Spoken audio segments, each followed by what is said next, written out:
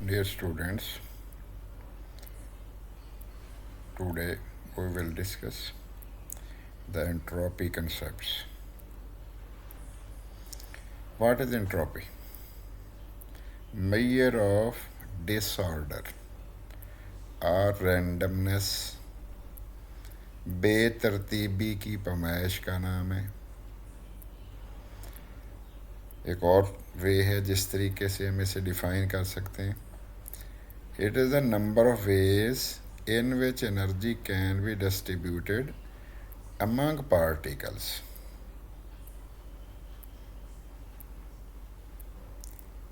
Higher entropy means more randomness and more stability of the system. ये BRICS हैं, ईंटें हैं, लेस एंट्रोपी है। और जैसे ये रैंडमनेस हुई है तो फिर एंट्रोपी इंक्रीज कर गई। ये हमारे पास कंपैक्ट चीज़ है, पार्टिकल्स हैं इकट्ठे किए हुए हैं, थोड़े से डिस्टर्ब हो गए और डिस्टर्ब हो गए और डिस्टर्ब हो गए, रैंडमनेस बढ़ती गई, एंट्रोपी बढ़ती चली गई। Measure of disorder or randomness in a system.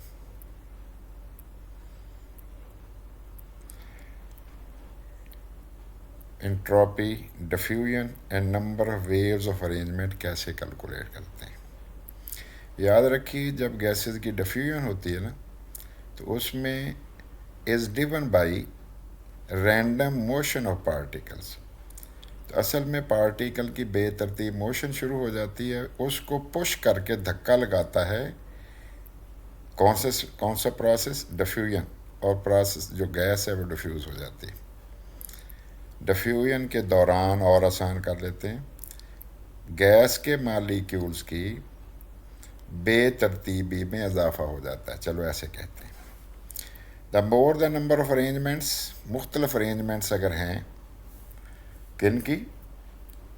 Particle के अंदर, सिस्टम के अंदर, जिस तरह अभी ब्रिक्स टेढ़ी मेढ़ी हुई खड़ी थी, तो उतनी इंट्रोपी ज़्यादा हो जाएगी। एग्जांपल लेते हैं, 3 मालिक्यूल्स हैं टोटल, जार ए में थे, हमने उसे कनेक्ट कर दिया है जार बी के साथ। अब ए में बी में भी जा सकते हैं। नंबर ऑफ अरेंजमेंट्स कितनी हो जाएंगी? 2⁻³ जगह कितनी है? 2 अदद, ए और बी जार हैं। अगर 3 होते यहाँ 2 की जगह 3 लिखते, अब हम 2 लिखेंगे। ये आगे मालिक्यूल, अगर जार 2 ही हैं, मालिक्यूल 5 हैं, फिर यहाँ पावर कितनी कर दोगे? 5, 32 अरेंजमेंट्स हो जाएंगी। और इफ़ 100 मालिक्यूल्स हैं, फिर वेज दो, हमारे पास जो जगह है 2 हैं, बी जार 2 हैं, फिर हम कर देंगे 2⁻²⁴ ये हमारे बहुत बड़ी वैल्यू आ जाएगी। जनरल फार्मूला बना x⁻⁴, फिर x कौन है? नंबर ऑफ प्लेसेस हैं, और y कौन है? नंबर ऑफ पार्टिकल्स हैं। कैलकुलेट कर सकते हैं। कंक्लूजन ये हुआ, नतीजा ये निकला कि एंट्रोपी इंक्रीज हो जाएगी due to large number of waves of particles can be arranged. जितनी ज़्यादा तादाद में अरेंजमेंट हो जाएंगी किसी पार्टिकल्स के सिस्टम की, तो उसमें उसकी एंट्रोपी इंक्रीज कर जाएगी, बेतरतीबी बढ़ जाएगी, चलो ऐसे कहते हैं, बेतरतीबी बढ़ जाएगी। कंपैरिजन ऑफ एंट्रोपी वैल्यूज़, बेतरतीबी वैल्यूज़ का मुवाजना कैसे करेंगे? एंट्रोपी का ताल्लुक़ किससे है? नंबर ऑफ पार्टिकल से है, फिज़िकल स्टेट से भी है, और स्ट्रक्चर एंड हार्डनेस से भी है। अगर पार्टिकल ज़्यादा हो जाएंगे ना, मोर पार्टिकल हो जाएंगे, तादाद बढ़ जाएगी, हायर एंट्रोपी हो जाएगी। CaCO3 में गिनो, पार्टिकल की तादाद कितनी है? 3 ऑक्सीजन है, 1 C है, 1 Ca है, 5 हैं। एंट्रोपी 92.9 जूल पर केल्विन पर मोल है। CaO में जस्ट 3 है, 39.7 है, कम हो गए। तो हमने एक सिंपल सी बात सोच ली, जितने पार्टिकल ज़्यादा होंगे सिस्टम में, उसकी एंट्रोपी S ज़्यादा होगा। नंबर 2 है फिजिकल स्टेट, सॉलिड की एंट्रोपी कम होगी, लिक्विड की ज़्यादा होगी, गैस की और ज़्यादा होगी। क्या वजह होगी? रैंडमनेस बढ़ जाएगी। आइस में 48, वाटर की 69, वाटर वेपर की 188।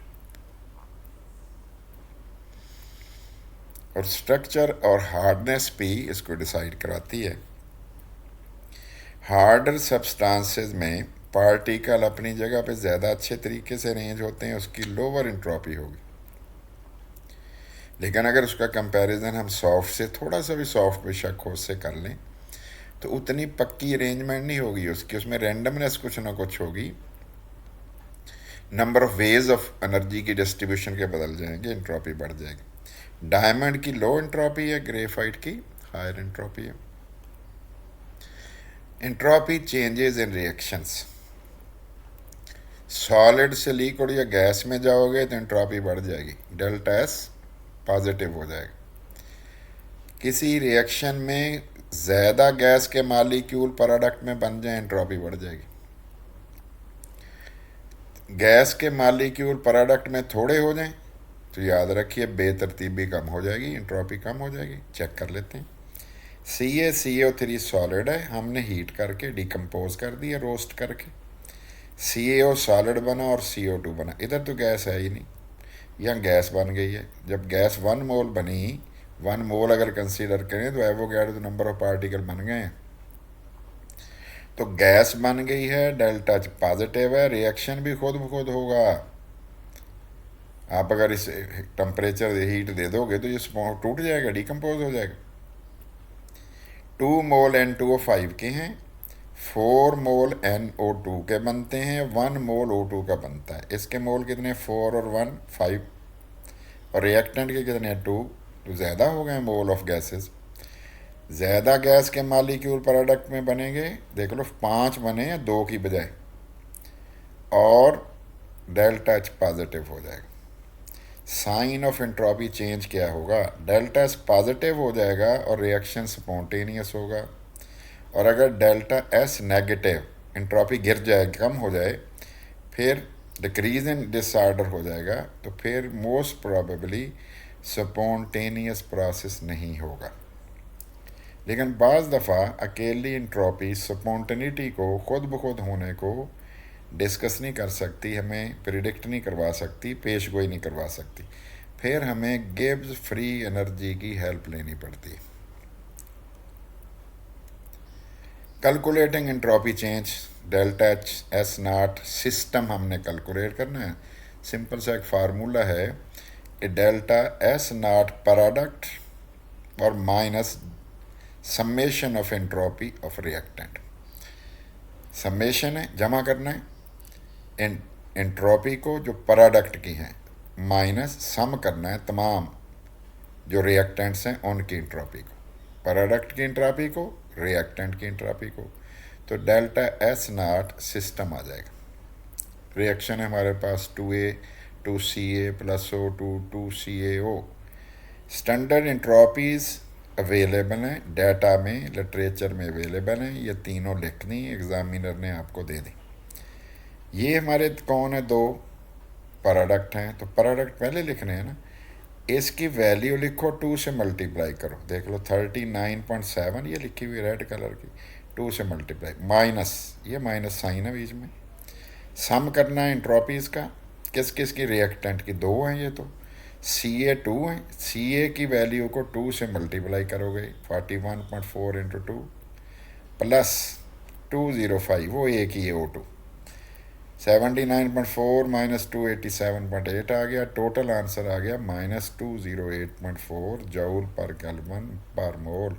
ये सिस्टम की इंट्रोपी चेंज है, इसको याद रखना है, आगे हम यूज़ करेंगे। अगर नेगेटिव डेल्टा एस नॉट आ जाए तो डिक्रीज इन इंट्रोपी है। स्पॉन्टेनियस हो सकता है, लेकिन साथ सराउंडिंग की इंट्रोपी की भी बड़ी अहमियत है। इसका मतलब अकेली delta S not system he important नहीं है, डेल्टा एस नॉट सराउंडिंग भी इम्पॉर्टेंट। अगर इंट्रोपी ऑफ सराउंडिंग की इम्पॉर्टेंट है, और अगर डेल्टा एस नॉट टोटल वाला जो है, इसका मतलब सिस्टम की इंट्रोपी भी, सराउंडिंग की इंट्रोपी भी पॉजिटिव आ जाए ना, फिर भी रिएक्शन फिजिबल हो जाएगा, मुमकिन हो जाएगा। फिजिबल का मतलब है मुमकिन हो जाना, ये फिजिबल लिखा हुआ है, मुमकिन होना। नॉट फिजिबल मुमकिन ना होना। वाज़ेह होगी बात। लो जी, हमने delta S not system product की इंट्रोपीज़ को और रिएक्टेंट की इंट्रोपीज़ को पहले ऐड कर लिया, फिर दोनों का डिफरेंस निकाल लिया सब्ट्रैक्ट करके। टोटल इंट्रोपी चेंज कैसे ढूंढोगे? टोटल इंट्रोपी चेंज क्या होगी? हम कहते हैं दो चीज़ें होनी चाहिए।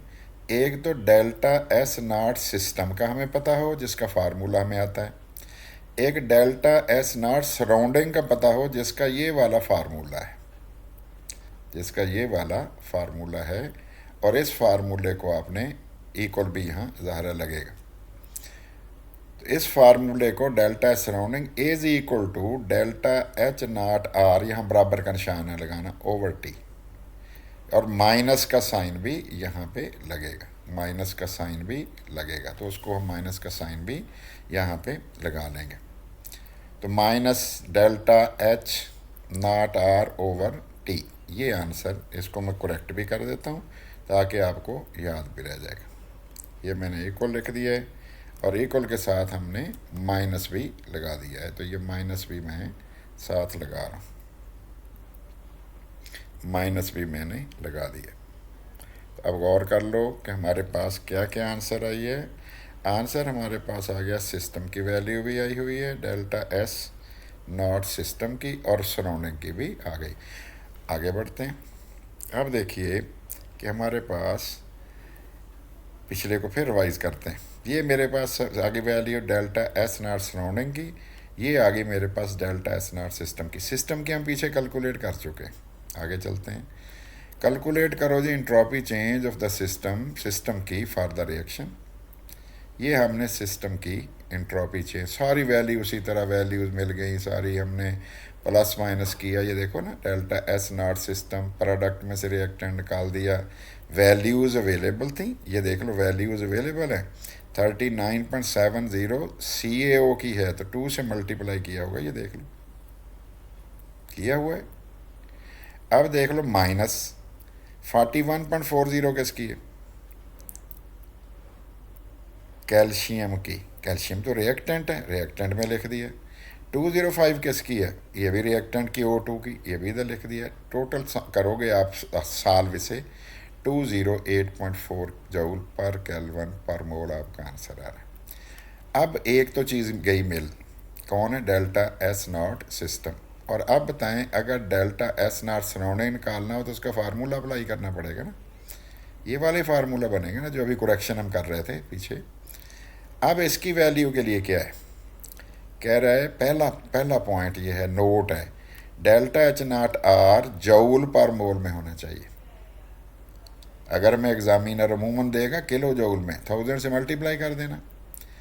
नेगेटिव साइन इक्वेशन का पार्ट है, ये जो माइनस है, ये वाला माइनस से आपको फार्मूले में नज़र आ रहा है, ये इसका अपने साथ जुड़ा हुआ है, ये इसको अपने नेगेटिव नहीं समझ लेना, वो जो नेगेटिव एक्सोथर्मिक वाला। तो पहली बात क्या करना, किलो जूल को जूल बनाना। फिर क्या करना, नेगेटिव साइन को नहीं छेड़ना आपने। अब हल करके देखते हैं। सैम्पल प्रॉब्लम है, 6.9 आपकी बुक में है। 298 केल्विन पे पता करना है, इसका मतलब ये टी की जगह 298 आएगा। Delta H not R enthalpy of reaction, ये देखिए किलो जूल में दिया हुआ है, -1270.2। इसको 1000 से करके ना मल्टीप्लाई, ये देख लो, गौर करो, ये हमारे वैल्यू आ गई। 1000 से मल्टीप्लाई, हमने जूल पर मोल बना लिया। ये वाला जूल यहाँ ऊपर रखना है, ये ऊपर रख दिया है। और ये वाला टेम्परेचर 298 नीचे रखना है। ये डेल्टा एस नॉट सराउंडिंग भी पता लग गया, गौर करो। 4262.4 ये है डेल्टा एच नॉट सराउंडिंग। और ये पीछे देखना, पीछे देखते हैं, ये कौन है? ये डेल्टा एच नॉट सिस्टम है, 208।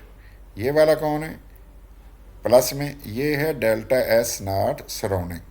अब देखते हैं, हमने पता calculate the total entropy change, E delta S not total पता करना है। क्या करना चाहिए? दोनों को ऐड कर देना चाहिए। इसकी वैल्यू हम ढूंढ चुके हैं, डेल्टा एस नॉट सिस्टम की 208 अभी पीछे की है, ये भी हम पता कर चुके हैं। दोनों को ऐड कर दो, हमारा आंसर आ जाएगा 4054.0 जूल पर केल्विन पर मोल। की टेकवेज क्या है? Spontaneity depend on both system and surrounding. System को भी की इंट्रोपी का भी ख्याल रखना है, सराउंडिंग का भी ख्याल रखना है। If delta S system is negative the reaction can still be spontaneous. हो सकता है स्पॉन्टेनियस हो, लेकिन अगर delta S not surrounding compensate उस चीज़ को करे, एक्सोथर्मिक रिएक्शन हो, एट लो टेम्परेचर होगा, एट एक्सोथर्मिक रिएक्शन होगा, लो टेम्परेचर जैसे हो उसके लिए। Thanks for watching, subscribing and sharing.